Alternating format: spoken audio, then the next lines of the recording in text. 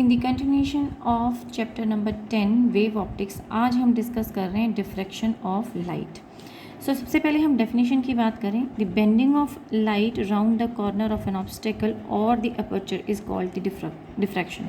सो यानी कि अगर हम एक छोटा सा ऑब्स्टेकल लें, उसमें एक स्मॉल स्लिट प्रोवाइड कर दें, तो लाइट जो है बिल्कुल स्ट्रेट पाथ नहीं लेती है, बल्कि वो कॉर्नर से थोड़ा स्प्लिट हो जाती है, थोड़ा फैल जाती है, और इसी को हम कहते हैं डिफ्रैक्शन। लेकिन इस डिफ्रैक्शन में क्या मिलता है, हमें डार्क और ब्राइट बैंड मिलते हैं कंजिक्यूटिव। जैसे कि मैं अगर एक स्लिट का साइज़ आपके सामने रखूं, तो slit size suppose I have taken this slit size, और आप यहाँ पर स्क्रीन पर ऑब्जर्व करना चाहते हैं, तो डिफ्रैक्शन का मतलब हुआ कि लाइट यहाँ से सोर्स से जाएगी और वो ऐसे स्प्रेड हो जाएगी। अब इस स्प्रेडिंग में क्या होगा, जितने भी इसके प्राइमरी वेव फ्रंट और सेकेंडरी वेव फ्रंट से हमें रेडिएशंस मिल रही थी, वो आपस में एक दूसरे के साथ इंटरफेयर करेंगे, और यहाँ आपको कहीं पर ब्राइट, सपोज मैं से कह दूँ ये ब्राइट बैंड था, then you will get some dark band, then again you will get the bright band. तो ऑल्टरनेटिव डार्क में, बीच में जो मैंने कुछ नहीं दिखाया, that is dark, then bright, then dark, and then again bright, then again bright, इस तरीके से, यानी बीच में आपको डार्क ऑल्टरनेटिवली मिल जाएंगे, और इसी पैटर्न को हम कहते हैं डिफ्रैक्शन। इसी प्रोसेस को हम डिफ्रैक्शन कहते हैं। तो यहाँ फर्दर डिफाइन कर रहे हैं, the diffraction becomes more pronounced when the dimension of the obstacles are comparable to the wavelength of the light।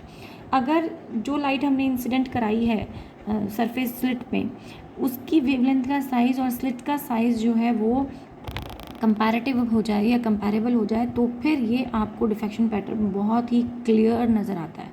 यानी कि ऐसा होना लाइट के केस में बहुत रेयरली पॉसिबल होता है। साउंड में तो फिर भी ऐसा हो जाता है कि वेवलेंथ्स मैच हो जाती हैं, क्योंकि ऑडिबल रेंज में फिर भी वेवलेंथ्स आ जाती हैं, लेकिन जो लाइट्स की बात कर रहे हैं हम, उसके अंदर वेवलेंथ मैच होना बहुत कम मुश्किल होता है। इसलिए डिफ्रैक्शन हमें साउंड में तो ईजिली ऑब्जर्वेबल होता है, लेकिन लाइट्स में उतना ईजिली हमें ऑब्जर्वेबल नहीं होता। बट इसके लिए बहुत सारे डेमोन्स्ट्रेटिव एक्सपेरिमेंट्स होते हैं, जैसे कि हम ब्लेड लें, एक नॉर्मल रेज़र ब्लेड लें, और उसको बीच में से स्प्लिट करके उसको इस तरीके से ज्वाइन करें, बिल्कुल क्लोज एक दूसरे के ला के, कि वो एक सिंगल स्लिट की तरह काम करें। तो मैं ऐसा एक डेमोन्स्ट्रेट करने की कोशिश करूँगी, and I will add that with the video, कि आपको क्लियर हो सके कि किस डिफ्रैक्शन पैटर्न की बात कर रहे हैं। साउंड में इजीली अवेलेबल इसलिए हो जाता है क्योंकि साउंड जो है वो, उसकी जो वेवलेंथ्स होती हैं वो लार्ज होती हैं, और उस साइज़ का एपर्चर बनाना ऑलमोस्ट मतलब बन जाता है नॉर्मली, तो इजीली हम उसको ऑब्जर्व कर पाते हैं। दो तरह के डिफ्रैक्शन पैटर्न हो सकते हैं, एक होता है फ्रेस्नेल्स डिफ्रैक्शन पैटर्न, एक होता है फ्रैनहोफर डिफ्रैक्शन पैटर्न। अगर हम फ्रेस्नेल्स डिफ्रैक्शन पैटर्न की बात करें, तो the source of light and the screen are at finite distance.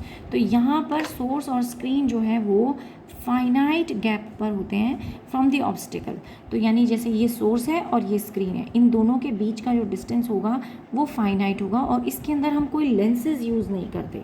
Incident wave front जो होती है वो इंसिडेंट वेव फ्रंट होती है, लेकिन उसको फोकस करने के लिए हम किसी तरह के किसी लेंस की यूज़ नहीं करते। तो no, in this case no lenses are used. और जो वेव फ्रंट होती है वो कैसी होती है, सिलेंड्रिकल होती है या स्फेरिकल शेप में होती है। जो इंसिडेंट वेव फ्रंट हम करा रहे होते हैं यहाँ पे, वो सिलेंड्रिकल होती है या स्फेरिकल होती है। जबकि दूसरा केस है हमारे पास फ्रैनहोफर डिफ्रैक्शन सीरीज, जिसके अंदर सोर्स एंड स्क्रीन के बीच का जो डिस्टेंस होता है वो इनफाइनाइट डिस्टेंस होता है, यानी काफ़ी दूरी पर वो रखे होते हैं। यानी अगर ये डिस्टेंस d से बड़ा हो जाए, एटलीस्ट डिस्टेंस डिवीजन से, तो फिर उसे इनफाइनाइट ही काउंट कर लिया जाता है कि वो इनफाइनाइट डिस्टेंस पे चले गए हैं। एंड अब उसे हम फोकस करना चाहते हैं और स्क्रीन पे बनाना चाहते हैं, तो then what will use, we will use the lenses. तो फिर हमें वहाँ पर लेंसेज यूज़ करने पड़ते हैं। और जो इंसिडेंट वेव फ्रंट होती है वो कैसी होती है, प्लेन होती है। यहाँ इन दोनों केसेस में कैसी मिल रही थी, स्फेरिकल या सिलेंड्रिकल, जबकि इस केस में फ्रैनहोफर के केस में आपने प्लेन वेव ली और उसको हमने इंसिडेंट कराया, और फोकस करवाने के लिए हमने कन्वेक्स लेंसेज यूज़ किए। यानी कि बनना चाहिए था इन्फिनिटी पर, but if we want to create it on the screen, so we will use the lenses. हम एक बड़ा सा कन्वेक्स लेंस यूज़ करेंगे बिग अपर्चर का, और उसको फोकस करवा देंगे स्क्रीन के ऊपर। सो हमारे लिए कन्वीनियंट हो जाता है then in that case to observe the Fraunhofer diffraction pattern. Otherwise कहाँ बनेगा, इन्फिनिटी पे जाके इमेज बनती है। And here we can also say that the phenomena of diffraction is due to the interference of secondary wavelet originating from the portion of the primary wavefront। यानी primary wavefront से जो wavelets निकली हैं वो secondary wavelet के साथ interfere करेंगी, और उसकी वजह से आपका आपको एक इंटरफेरेंस पैटर्न यानी कि आपको डार्क और ब्राइट बैंड मिलेंगे। सो यहाँ मैं कोशिश करती हूँ एक डायग्राम बनाने की। Here I have made a diagram. अब इसको समझने की कोशिश करते हैं कि यहाँ है क्या। ये प्राइमरी सोर्स है, ये भी प्राइमरी सोर्स, मतलब सोर्स तो मेन तो यहाँ था, फिर इसकी तरफ से फर्स्ट वेव फ्रंट बना होगा, तो ये प्राइमरी वेव फ्रंट के पॉइंट्स हो गए जहाँ पर सोर्स रखा हुआ है। इन सोर्स से रेडिएशंस निकली, लेकिन जो ग्रीन कलर वाली रेडिएशंस हैं वो एक दूसरे को इंटरफेयर कर गई, मतलब एक दूसरे को कट कर गई। तो जो सेकेंडरी वेवलेट्स थी वो आपस में इंटरफेयर हो गई। सेम ऐसे ही अब एक नया वेव फ्रंट बना, उस पर भी कुछ नए सोर्स बने होंगे, उन सोर्सेज में से भी कुछ रेडिएशंस आपस में एक दूसरे को इंटरफेयर कर रही हैं। तो जो ये इंटरफेरेंस हुआ है सेकेंडरी वेवलेट्स में और उससे जो नया वेव फ्रंट बना, तो यहाँ स्क्रीन पे आपको क्या मिलना शुरू हो जाएगा। तो मैं कह देती हूँ ब्राइट दिखा देती हूँ ऑरेंज कलर से, तो ब्राइट बैंड मिलने शुरू हो गए। ये ब्राइट बैंड आपको यहाँ पर मिल जाते हैं। एंड सेम ऐसे ही बीच में इन बिटवीन आपको मिलेगा डार्क बैंड। तो ब्राइट एंड डार्क बैंड का एक इंटरफेरेंस पैटर्न आप स्क्रीन पर ऑब्जर्व कर पाते हो, और ये मेनली किस वजह से है, सेकेंडरी वेवलेट्स जो होती हैं वो एक दूसरे को इंटरफेयर करती हैं, उसकी वजह से बनता है। Now with the help of the diffraction grating, I will try to demonstrate diffraction. So here is the setup. Let me show the diffraction through this grating in dark. So you may notice that one central maxima and there are two secondary maxima on both sides, but of lower intensity. Next I have another diffraction grating of different slit size, and this is the setup. Now I will demonstrate in dark. This is the first case. Then you have a second case. And this is the third case. So 3 different grating of different slit size. You may notice a central maxima and then lowering intensity. Let me try to show you the path. This is the first. The path is clearly visible. The one single incident light will be diverging in different direction. Same you can see on the second. Let me show you the second slit. Here is the second case. Path is clearly visible. So this is all about the diffraction. Thank you. Now let us try to understand the diffraction of light at the single slit. यानी हम बात करते हैं how the maxima and minima will be formed in the case of single slit experiment. तो पहले इस diagram को समझते हैं, देन इसके बाद ये प्रोसेस क्या होता है उसके ऊपर बात करते हैं।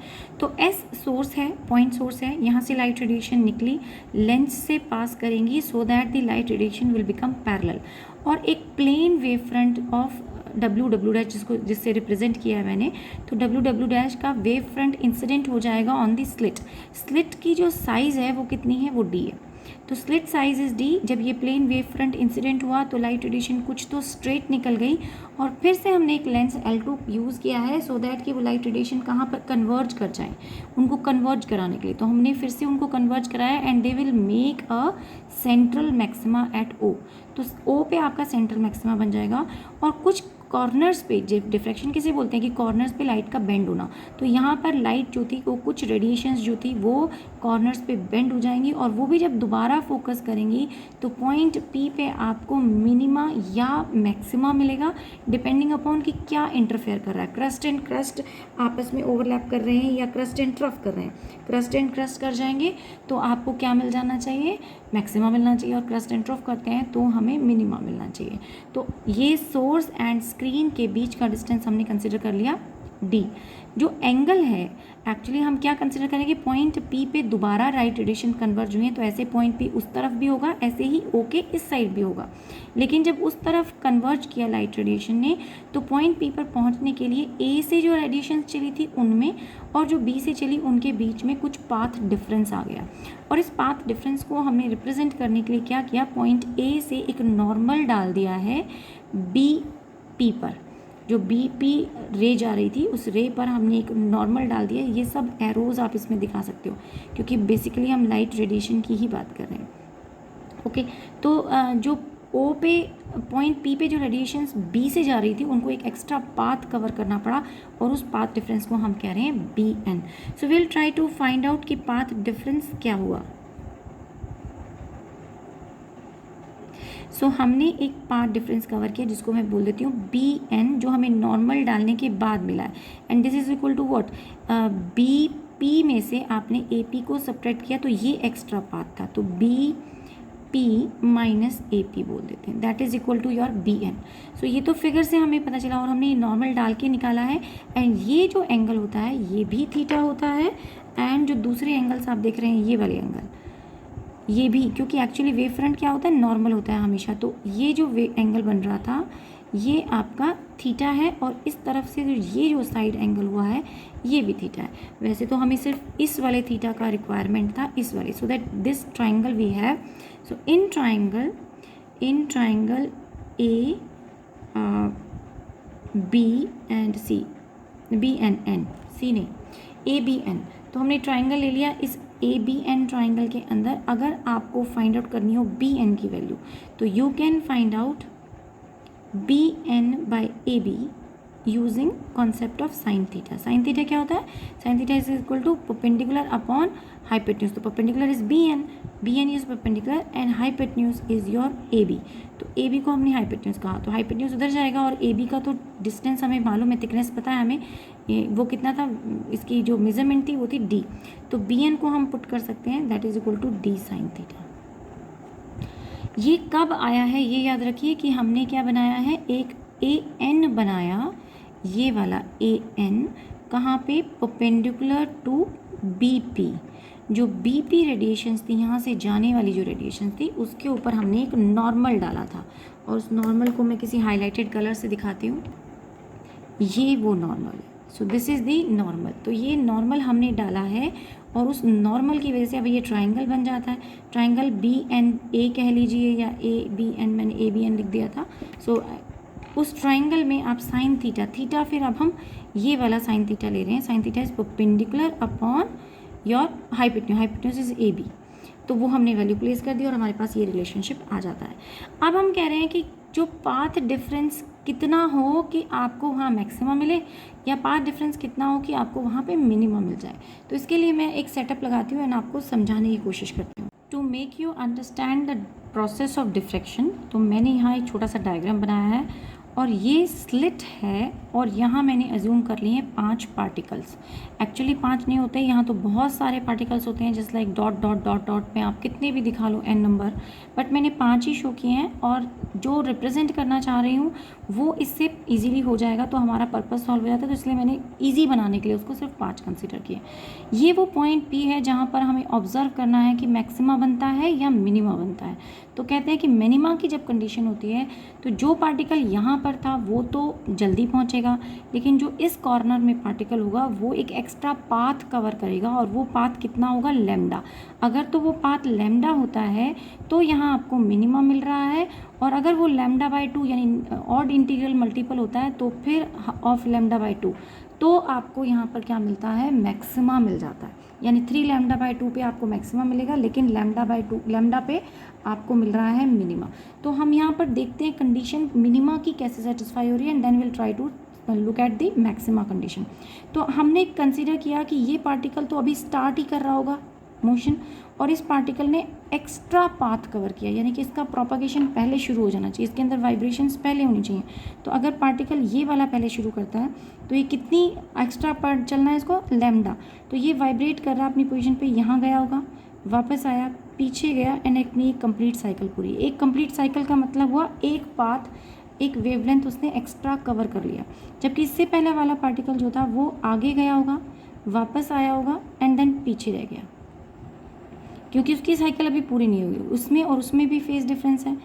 अब इससे अगला पार्टिकल गया आगे एंड देन वापस आ गया. वाइब्रेशन साइकिल कब कंप्लीट होती है, जब आगे जाके वापस आए, फिर इधर जाए, फिर वापस आए, देन साइकिल. तो इसने कर ली है अपनी कंप्लीट, ये एक्स्ट्रा लैम्डा पाथ कवर कर चुका है. ये अभी उस प्रोसेस को इसने वाइब्रेशन पूरा कंप्लीट नहीं किया, साइकिल पीछे रह गया, ये उससे भी पीछे रह गया और सेम अगले वाला पार्टिकल अभी आगे ही होगा। तो एक तरीके से ये 5 पार्टिकल मिलके एक साइनोसॉइडल पल्स बना रहे हैं। तो अगर मैं अब इन सारे पार्टिकल्स को हटा दूं और आपसे कहूं कि यहाँ पर जो साइनोसॉइडल पल्स बन रही थी वो कुछ इस तरह से हो गई, इस तरीके की एक साइकिल बन गई। यानी अब हमें 5 पार्टिकल नहीं चाहिए, अब कोई पार्टिकल यहाँ भी होगा, यहाँ भी होगा, यहाँ भी होगा, यहाँ भी होगा, बहुत जगह पर होंगे। लेकिन जो पहला पार्टिकल था उसमें और यहाँ वाले पार्टिकल के बीच में कितने का फेज डिफरेंस आ गया, यानी पाथ डिफरेंस आ गया λ/2 का, या फिर कह दें पाथ डिफरेंस, मतलब ये आउट ऑफ फेज हो गए पाई। ये नीचे की तरफ वाइब्रेशन शुरू करेगा, इसके और इसके बीच में, इसके और इसके बीच में फेज डिफरेंस उतना ही है, इसके बीच में भी उतना ही है, यानी पाथ डिफरेंस हर एक के बीच में λ/2 का, हर एक पार्टिकल के बीच में, कॉरस्पॉन्डिंग पार्टिकल के बीच में λ/2 का। तो अब देखें ये क्या है, ये बना रहे हैं क्रस्ट, ये बना रहे हैं ट्रफ।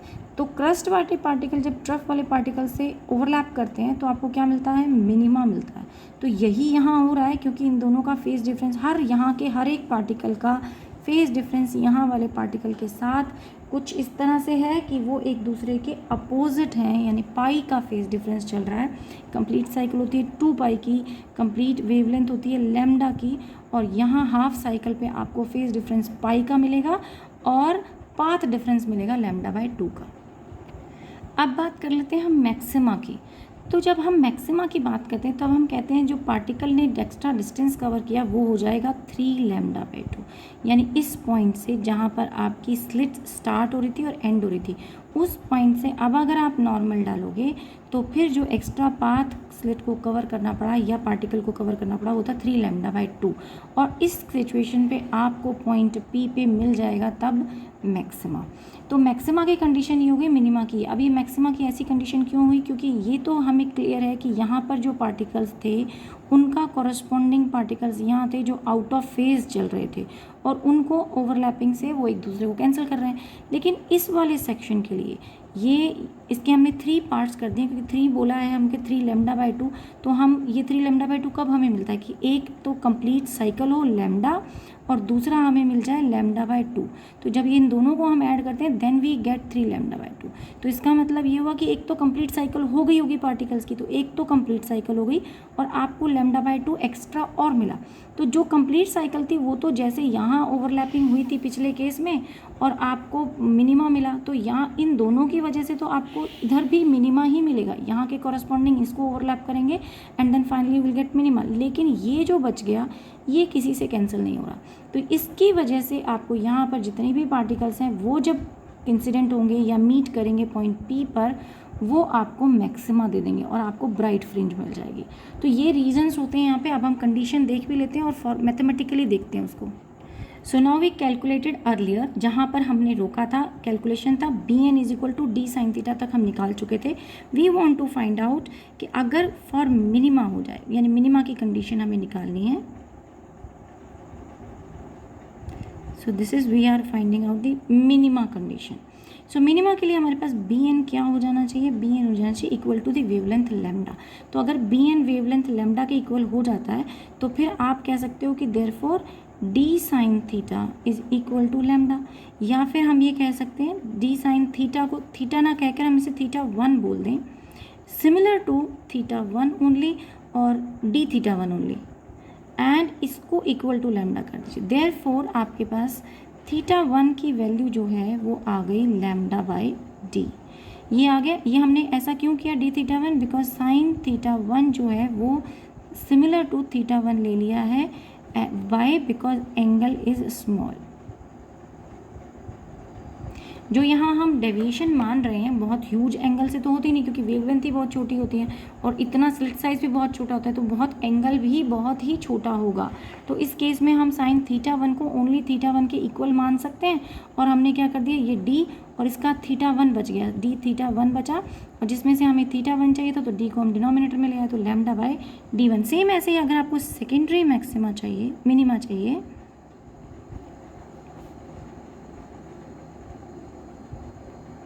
तो फिर हम यहाँ पे लैम्डा की जगह पर क्या पुट कर देते हैं, फिर हम कहेंगे थीटा 2 उस केस में आ जाएगा, डी साइन ऑफ थीटा 2 बोल देते हैं पहले, and this should be equal to 2 of lambda, यानी तब पाथ डिफरेंस आपका ट्वाइस लैम्डा होना चाहिए।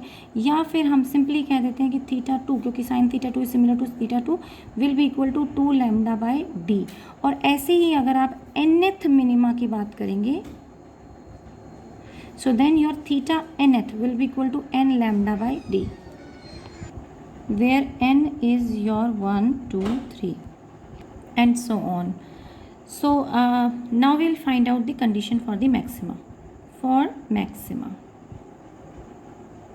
as we know कि हमें जो फर्स्ट मिला वो मिनिमा मिला, तो अब जो मिल रहा होगा वो सेकेंडरी मैक्सिमा होगा। तो ये आप बोल सकते हो दिस इज सेकेंडरी मैक्सिमा। तो सेकेंडरी मैक्सिमा की भी जो मैथमेटिकल रिलेशन है that will be same, b n is equal to d sine of theta. और वी मे ऑल्सो से कि यहाँ हमें ये सेकेंडरी क्यों बोल रहे हैं, क्योंकि फर्स्ट मिनिमा मैक्सिमा जो हमें मिलता है वो हमें सेंट्रल मैक्सिमा बैंड मिलता है, तो सेंट्रल ब्राइट फ्रिंज मिलती है और ये सेकेंडरी मैक्सिमा कहलाता है। So we will try to find out the condition, and condition says कि इस केस में बी एन क्या हो जाना चाहिए, that would be an odd multiple of lambda by 2, यानी 3 लैम्डा बाई 2 का मल्टीपल हो, ऑड मल्टीपल हो। या फिर इसको अगर nth टर्म के लिए अगर हम देखना चाहते हैं तो यानी हम कह सकते हैं कि फॉर वन कंप्लीट थी 3 लैम्डा बाई 2 कैसे मिला था, लैम्डा प्लस लैम्डा बाई 2 करके। तो कंप्लीट लैम्डा के लिए तो हमारा वेव फ्रंट यानी कि हमारी फ्रिंज नहीं मिलेगी, हमें डार्क ही मिलेगी। लेकिन ये जो लैम्डा बाई 2 आपका बच गया, जिसको कोई अपोजिशन नहीं मिला, कोई ओवरलैपिंग जिसकी नहीं हुई, वो आपको एक ब्राइट बैंड दे देगा। तो यानी इस सिचुएशन में हमें ब्राइट मिल रही है। सेम ऐसे अगर 5 लैम्डा बाई 2 हो तो मिलेगा, या अगर मैं nth के लिए केस लिखना चाहूँ तो 2n + 1 लैम्डा बाई 2। अगर हमें nth के लिए हमारे पास केस हो तो अगर nth के लिए लिखते हैं तो फिर हम इस d को हम क्या लिख देते हैं, d of sine of theta n कह देते हैं। अगर नॉर्मली आप फर्स्ट फ्रिंज के लिए देना चाहते हो तो this 3 lambda by 2 will be equal to d sine of theta 1 कहलाएगा। अगर आप ऐसे ही nth केस के लिए, तो मैंने nth केस के लिए डायरेक्टली लिख दिया है, एंड साइन थीटा n को हम सिंपली थीटा n बोल सकते हैं। तो theta n can be given as 2n + 1 lambda by 2d। तो हमारे पास कंडीशन आ गई। और अगर हम यहाँ n को डिफाइन करें तो n को बताना ज़रूरी है, 1, 2, 3 एंड सो ऑन। जैसे हमने इंटरफेरेंस जब किया था तो हम उस केस में हम n को 0, 1, 2, 3 ले रहे थे, लेकिन जब हम यहाँ बात कर रहे हैं इसीलिए हमारी कंडीशन भी अपोजिट हो गई। वहाँ मैक्सिमा के लिए आपको ये कंडीशन मिल रही थी, सॉरी मिनिमा के लिए ये कंडीशन मिल रही थी और मैक्सिमा के लिए ये। तो यहाँ उल्टा हो रहा है, यहाँ हमें मिनिमा के लिए n मल्टीपल इंटीग्रल मल्टीपल मिल रहा है और हाफ ऑड इंटीग्रल मल्टीपल हमें मैक्सिमा के लिए मिल रहा है।